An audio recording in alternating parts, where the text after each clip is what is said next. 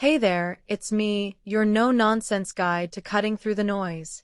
Ever had a moment where you just knew it was time to take charge and shut something down? Well, buckle up, because I'm about to share the story of how I closed a bank account live on speakerphone and why it felt so darn good. This is too slow for this account, and trust me, you'll want to stick around for this one. Let's dive in.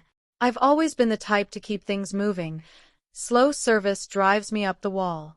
Last month, I realized my bank account was dragging me down with its endless fees and sluggish support. I'd been with this bank for years, but their outdated app and snail-paced responses were testing my patience. Every transaction felt like a chore, and don't get me started on their customer service hold times.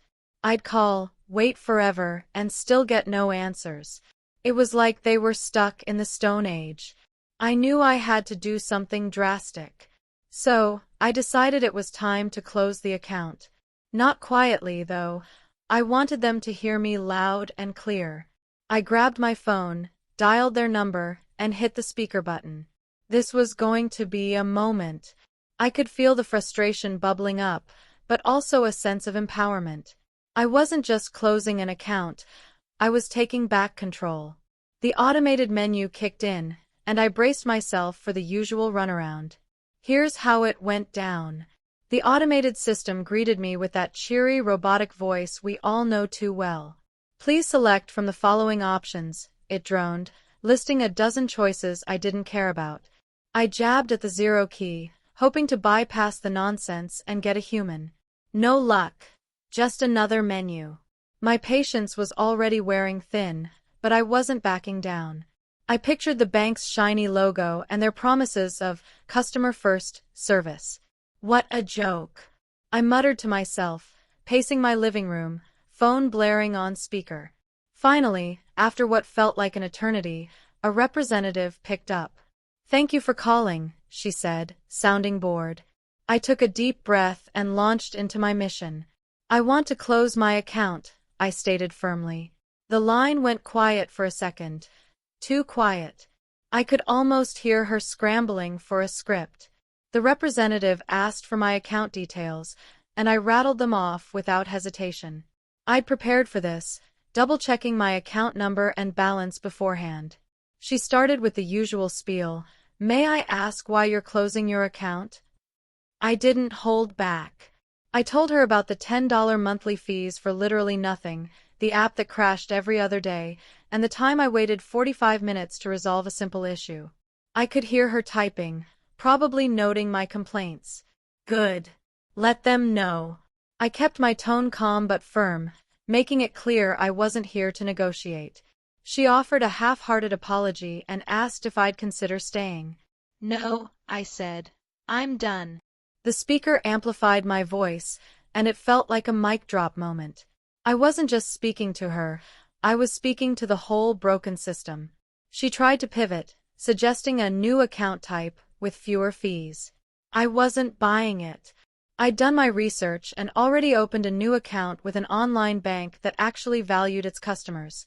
Their app was sleek, their fees were minimal, and their support didn't make me want to pull my hair out. I told her this, and she fumbled for a response. I could sense her discomfort through the phone, but I didn't care. This wasn't personal. It was about principle. I'd spent years dealing with their inefficiencies, and I was drawing a line. "Just close it," I repeated, my voice steady. The speaker echoed my words, filling the room with my resolve. She finally agreed to process the request, but warned it might take a few days. Typical. The next step was confirming my balance, which was already at zero. I'd transferred everything out the day before, making sure I left nothing behind. She asked if I wanted a check for any remaining funds. "No need," I said. "I'm all set." I could hear her clicking through screens, probably hoping I'd change my mind. I didn't. I stood by my kitchen counter, phone on speaker, feeling like I was in a showdown. The bank had underestimated me, thinking I'd just accept their nonsense. Not today. I asked for a confirmation number, and she provided one after a long pause. I scribbled it down, knowing I'd follow up if they messed this up. Every word I spoke felt like a step toward freedom. Closing this account was more than paperwork. It was a statement. As she processed the closure, she threw in one last pitch about their rewards program. I almost laughed. Rewards. For what? Enduring their terrible service. I cut her off politely but firmly. I'm not interested. Just finalize it. The speaker made my words sound bolder, like I was addressing a crowd. I imagined other frustrated customers cheering me on. She sighed, barely audible, but I caught it. I didn't feel bad. This was about holding them accountable. After a few more clicks, she confirmed the account was closed. You'll receive an email, she said, sounding defeated. I thanked her and hung up, the speaker cutting off with a satisfying click. I felt lighter, like I'd just shed a weight I'd been carrying for years. I sat down, staring at my phone, replaying the call in my head. It wasn't just about closing an account, it was about refusing to settle for less. I'd spent too long putting up with their delays, their fees, their excuses. No more. The speakerphone had been my way of making it real, of owning the moment. I wanted them to hear every word, to know I wasn't just another passive customer. I thought about how many others were stuck in the same cycle, too busy or tired to make a change. That's what banks like this count on, our inertia. But I'd broken free, and it felt incredible. I opened my new bank's app, checked my balance, and smiled. Everything was already smoother. This was my victory. Looking back, I realized how much time I'd wasted on hold with that bank over the years. Hours, probably, listening to their awful elevator music and robotic apologies. Every call was a reminder of how little they valued my time. Closing the account wasn't just about money, it was about reclaiming my energy. I'd been loyal for no good reason, and that realization hit hard. Loyalty should be earned, not assumed. By putting the call on speaker, I made sure my voice was heard, literally and figuratively. I wanted the bank to know I was done playing their game. The representative might not have cared, but I did. This was my stand, and I was proud of it. After the call, I checked my email for the closure confirmation. Nothing yet, but I wasn't worried. I had the confirmation number, and I'd follow up if needed. I'd learned to be proactive with this bank, never trusting them to get it right the first time. That's what years of dropped calls and system errors teach you. But this time, I felt in control. I'd made the decision, taken the steps, and followed through. The speakerphone was my way of amplifying that control, of making the moment bigger than just a transaction. I wanted to savor it. I poured myself a coffee and toasted to new beginnings. No more fees, no more frustration, just a fresh start. That night, I told my best friend about the call, and she laughed at the speakerphone detail. "You really did that?" she asked, grinning. I nodded, feeling a little proud. It wasn't just about closing an account, it was about standing up for myself. She admitted she'd been meaning to ditch her own bank for similar reasons but hadn't found the energy. I encouraged her to do it, to take back her power. We talked about how companies rely on our complacency, hoping we'll just deal with their nonsense. Not me, not anymore. The speakerphone moment had become my personal rebellion, a story I'd tell again and again. It was a reminder that I could change. Things one bold move at a time. The next morning, I woke up still buzzing from the victory. I checked my email again. No confirmation yet. Typical. I wasn't surprised, but I wasn't letting it slide either. I jotted down a reminder to follow up in a few days if nothing came through. The speakerphone call was still fresh in my mind, replaying like a highlight reel. I could hear my own voice, steady and unapologetic, cutting through the bank's scripted responses.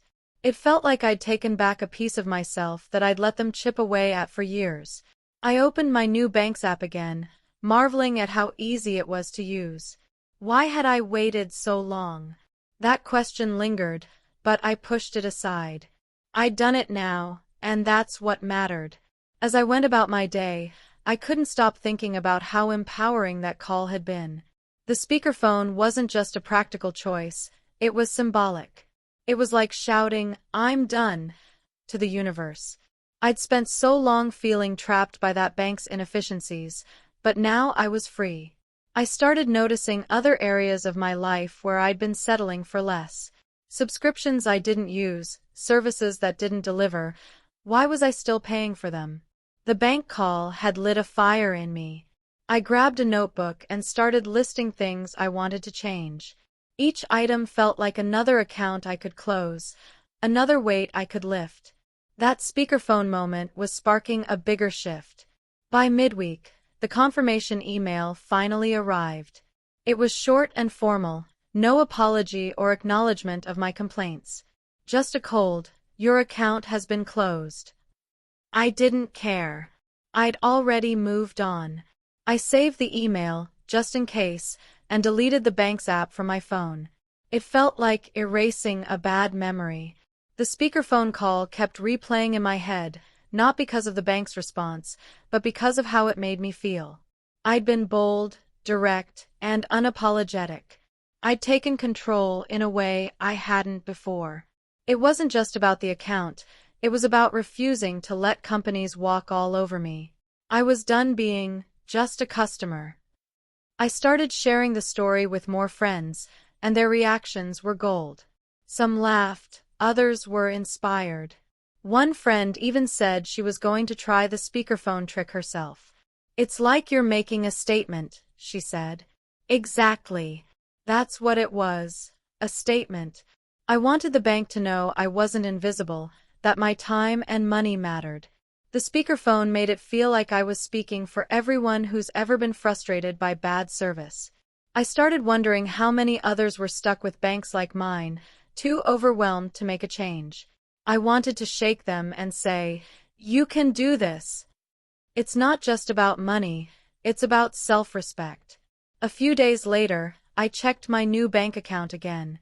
Everything was seamless, transfers, payments, even their customer support chat responded in minutes. It was like night and day compared to my old bank. I couldn't believe I'd put up with the other one for so long. The speakerphone call had been a turning point, a moment where I said, "Enough is enough." I started thinking about how we let companies get away with so much because change feels hard. But it's not. It's just a phone call, a decision, a moment of courage. I felt like I'd unlocked a secret. You don't have to settle. That call wasn't just about closing an account, it was about opening a new mindset. I decided to document the experience, partly for myself and partly to share with others. I opened my laptop and started typing, letting the words spill out. The speakerphone detail was the star of the story. It made people laugh, but it also made them think. Why do we let companies treat us like this? Why do we accept long hold times, hidden fees, and broken promises? I wanted my story to inspire others to take action, to make their own speakerphone moments. As I wrote, I felt that same rush from the call. It was like reliving the moment, but this time, I was sharing it with the world. I titled it, "Too Slow for This Account," because that's exactly how I felt. Posting the story online was a little nerve-wracking. Would people get it? Would they think I was dramatic for making a big deal out of a bank call? But the responses started pouring in. People related. They shared their own stories of frustrating customer service and small acts of rebellion. One person said they'd closed their own account after reading mine. Another said they'd switched cable providers. It was like my speakerphone moment had started a chain reaction. I realized this wasn't just my story, it was universal. We're all tired of being taken for granted. That call, that speakerphone, had become a symbol of standing up and saying, "No more."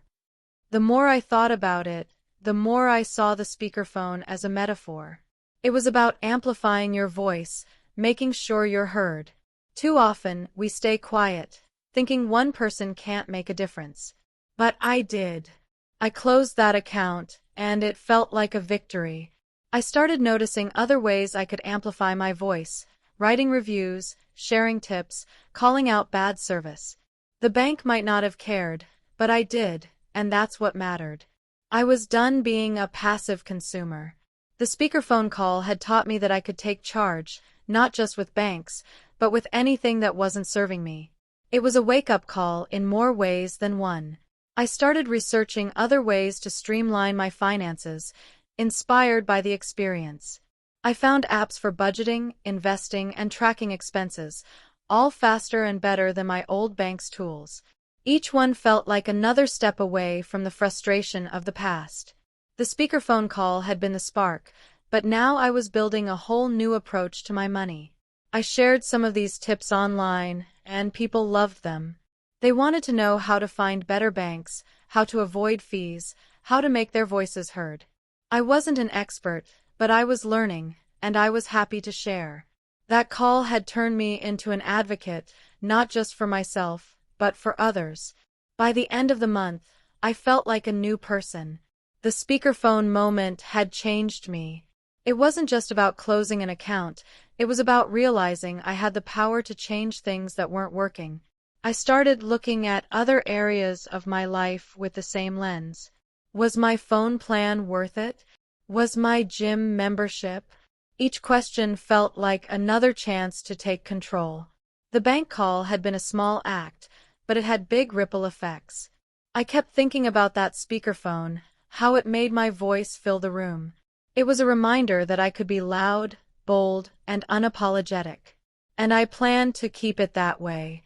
A few weeks later, I got a survey from my old bank asking about my experience. I laughed out loud. They wanted feedback now? I filled it out, detailing every frustration, the fees, the app, the endless hold times. I mentioned the speakerphone call, too, because why not? Let them know I'd made a scene. I didn't expect them to change, but it felt good to say it. I pictured some manager reading my survey, maybe realizing they'd lost a customer for good. Maybe they wouldn't care, but I did. That survey was another way to amplify my voice, to make sure they heard me. The speakerphone moment was still alive, still pushing me to speak up. I started getting messages from people who'd read my story online. They wanted advice on how to close their own accounts or deal with bad customer service. I wasn't an expert, but I shared what I'd learned. Research your options, have your account details ready, and don't let them talk you out of it. I told them about the speakerphone trick, how it made the moment feel bigger. Some laughed, others said they were going to try it. It was amazing to see how one small act could inspire others. I felt like I was part of a movement, a group of people saying, "We're done with bad service." It was exhilarating. The experience made me rethink loyalty. I'd stayed with that bank out of habit, not because they deserved it. How many other things was I holding on to just because they were familiar? I started evaluating everything: subscriptions, relationships, even habits. If it wasn't serving me, it had to go. The speakerphone call had been a catalyst, a moment that showed me I could let go of what wasn't working.